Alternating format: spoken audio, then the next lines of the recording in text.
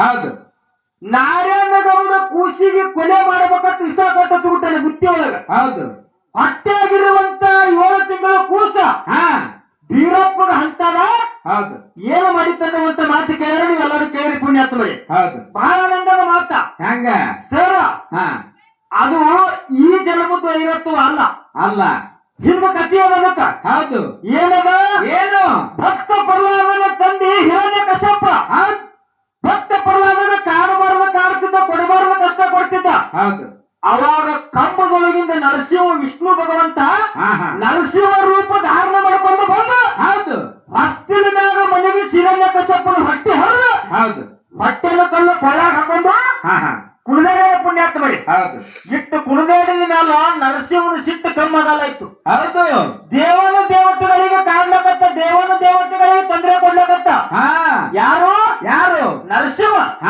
ಎಲ್ಲರೂ ಕೂಡಿಕಿಸಿದ್ರು, ಹೋಗಿ ಪಂಚಮುಖದ ಪರಮಾತ್ಮನಿಗೆ ಸುದ್ದಿ ಹೇಳಿದ್ರು. ಯಪ್ಪ, ವಿಷ್ಣು ಭಗವಂತ ನರಸಿಂಹ ರೂಪ ಕೊಟ್ಟಾನ.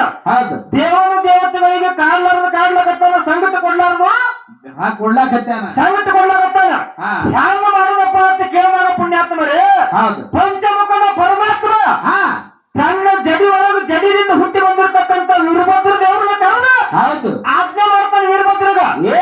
ಏನೋ ಮಗನೇ ವೀರಭದ್ರ, ವಿಷ್ಣು ನರಸಿಂಹನ ಅವತಾರ ತೊಟ್ಟು ಎಲ್ಲರಿಗೆ ಕಾಣಲಾಗತ್ತಾನ. ಅವನ ರೂಪ ಉಗ್ರ ರೂಪ ಆಗ್ಯದ. ಅವನ ಗರ್ವ ಹರಣ ಮಾಡಿ ಬಾ ಅಂತ ಹೇಳಿ ಯಾರಿಗೆ ಹೇಳ್ದ? ಯಾರಿಗೆ? ವೀರಭದ್ರ ದೇವ್ರಿಗೆ ಹೇಳ್ದ. ವೀರಭದ್ರ ದೇವರು ಬಂದು ನರಸಿಂಹ ಜಡಿ ಯುದ್ಧ ಮಾಡಿ ಅವನಿಗೆ ಸೋಲಿಸಿ ಅವನಿಗೆ ನಾಯಕ ಬಂದಿರುವಂತ ಗರ್ವವನ್ನು ಹರಣ ಮಾಡದ. ಮುಂದೆ ನರಸಿಂಹನೇ ನಾರಾಯಣಗೌಡ ಹುಟ್ಟಿ ಬಂದಾನ. ವೀರಭದ್ರನೇ ವೀರದೇವರಾಗಿ ಹುಟ್ಟಿ ಬಂದಾನ. ಹಿಂದಿನ ಜನ್ಮದಾಗ ಸೋಲಿಸಿ ನನಗೆ ಗರ್ವ ಹರಣ ಮಾಡ್ಯಾನ ವೀರಭದ್ರ. ಈ ಜನ್ಮದಾಗ ಅವನೇ ವೀರಪ್ಪ ಹುಟ್ಟಿ ಬಂದಾನ. ಹಿಂದಿನ ಜನ್ಮದಾಗ ನನ್ನ ಕಾಡನ ತಿಳ್ಕೊಂಡು ಈ ಜನ್ಮದಾಗ ನಾರಾಯಣಗೌಡ ವೀರಪ್ಪನ ಕಾಡನ ಪುಣ್ಯಾತ್ಮ. ಇದು ನೀವು ಕೇಳಿದಂತ ನೀವು ಕೇಳಿರ್ತಕ್ಕಂತ ಪ್ರಶ್ನೆ ಉತ್ತರ. ಇದು ಬಿಟ್ಟು ಬೇರೆ ಏನ್ರ ಇತ್ತಂದ್ರ ನೀವ್ ಹೇಳ್ರಿ. ಮುಂದಿನ ಸಂಧಿಗೆ ದೈವ ಒಪ್ಪೋಂಗ ಹೇಳ್ರಿ ಅಂತ ಮಾತನ್ನ ಹೇಳಿ ಇನ್ನು ದೈವದೊಳಗೆ ನಂದೊಂದು ವಿನಂತಿ ಅಲ್ಲ. ಏನು? ಮಧುಬಾಯಿ ಅವರು ನಿವೇದಿಕರ ಸಂತು ಮಾಸ್ತರ್ ಇನ್ವೇಶ್ವರದವ್ರಿಗೆ ಪ್ರಶ್ನೆ ಕೇಳ್ಯಾರ. ನೀನು ಒಂದ್ ಅವ್ರಿಗೆ ಏನ್ರಿ ಕೇಳಪ್ಪ ಅಂದ್ರೆ ಕೇಳ್ತೇವಿ, ಬೇಡ ಅವ್ರು ಕೇಳ್ಕೊತ ಹೋಗಿ ನೀವ್ ಹೇಳ್ಕೊತ ಹೋದ್ರೆ ಹಂಗ ಮಾಡ್ತೇವಿ. ನೋಡಲ್ಲಿ ಹೆಂಗದ್ರ ಬಿಸಿ ಕೇಳಬೇಕು. ಈಗ ಅವ್ರೊಂದು ಕೇಳ್ಯಾರ, ನಮಗೊಂದು ಕೇಳ್ತೇಳ ಸುರೇಶನ. ನಾವೇನು ಕೇಳೋದು ಅವ್ರಿಗೆ? ಏನು? ಅರಿಕೇರಿ ಅರಮನೆ, ಬೆವರಿಗೆ ಮನೆ, ಮಾಯಿ ಮಕನಾಪುರ ಶಿವಸ್ಥಾನ ಗದ್ದಿಗೆ, ಕಲ್ಲೂರ ಕಡಿಮಠ ಪುಣ್ಯಾತ್ಮರಿ. ನಮ್ಮ ಮಠ ಮನೆ ಒಳಗ ನಾರಾಯಣಗೌಡ ಕಾಶಿ ಯಾತ್ರಕ್ಕೆ ಹೋಗಬೇಕಾಗಿತ್ತಂದ್ರ ತಂಗಿ ಗಂಡ ಸೂರಮದೇವಿ ಗಂಡ ಬರಮದೇವರಿಗೆ ತಾ ಮಾಡುವಂತ ಪೂಜೆನ ಕಾಶಿ ಯಾತ್ರಕ್ಕೆ ಹೋಗಿ ಬರ್ತಾನ.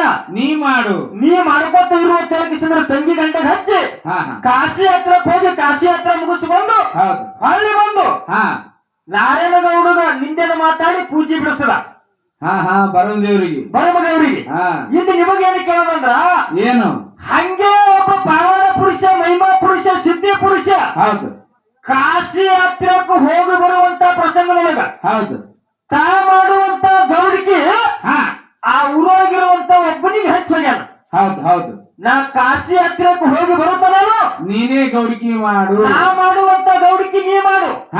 ಕಾಶಿ ಯಾತ್ರಕ್ಕೆ ಹೋಗಿ ಹೊಳ್ಳಿ ನಾ ಬಂದೆ ಅಂದ್ರು ಹೊಳ್ಳಿ ನನ್ನ ಗೌಡಿಕೆ ನನಗೆ ಬಿಟ್ಟು ಕೊಡಬೇಕಂತ ಕಂಡೀಷನ್ ಮಾಡಿ ಕಾಶಿ ಯಾತ್ರಕ್ಕೆ ಹೋಗಿದ್ದೆ ಪುಣ್ಯಾತ್ಮ.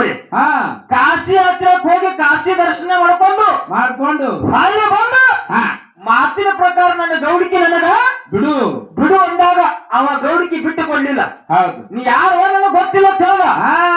ಅವಾಗ ಮನ ನೊಂದು ಆ ಊರು ಬಿಟ್ಟು ನಿಮ್ಮ ಅಮೋಘ ಸಿದ್ಧನ 1700 ಮಠ ಮನೆ ಒಳಗ ಒಂದು ಮಠ ಮನೆ ಒಳಗೆ ಹೋಗಿ ವಸ್ತಿ ಮಾಡ್ಯಾನ. ಕಾಶಿದಿಂದ 5 ಲಿಂಗ ತಗೊಂಡು ಬಂದು ಒಂದೊಂದು ಜಾಗದಾಗ ಒಂದೊಂದು ಲಿಂಗ ಸ್ಥಾಪನೆ ಮಾಡ್ಕೊತ ಹೋಗಿ ನಿಮ್ಮ 1700 ಮಠ ಮನೆ ಪೈಕಿ ಒಂದು ಮಠ ಮನೆ ಒಳಗೆ ವಾಸ ಮಾಡ್ಯಾನ. ನಿಮ್ಮ ಮಠ ಮನೆಯವರು ಆ ಸಿದ್ಧನ ಜಾತ್ರೆ ಮಾಡ್ತಾರ. ಆ ಪಾವನ ಪುರುಷನ ಊರು ಯಾವುದು? ಕಾಶಿಗೆ ಹೋಗುವಂತ ಸಮಯದಲ್ಲಿ ಯಾರಿಗೆ ಗೌಡಿಕೆ ಹಚ್ಚೋಗಿದ್ದ ಕಾಶಿದಿಂದ ತಂದಂತ ಲಿಂಗ ಒಂದೊಂದು ಆಯಾ ಊರಾಗ ಸ್ಥಾಪನೆ ಮಾಡ್ಕೊತ ಬಂದಾನಂತ ಒಂದೇ ಒಂದು ಮಾತು ಕೇಳಿವಿ. ಬಹಳ ಮಾತಾಡೋದ್ರೆ ಯಥಾ ಪ್ರಕಾರದ ಸತ್ಯ ಸುಂದರವಾದಂತ ಚಾಲ ಹಾಗೆ ಒಳ್ಳೆ ಕಲಾವಂತರಿಗೆ ಪಾಳೆ ಕೊಡೋದು.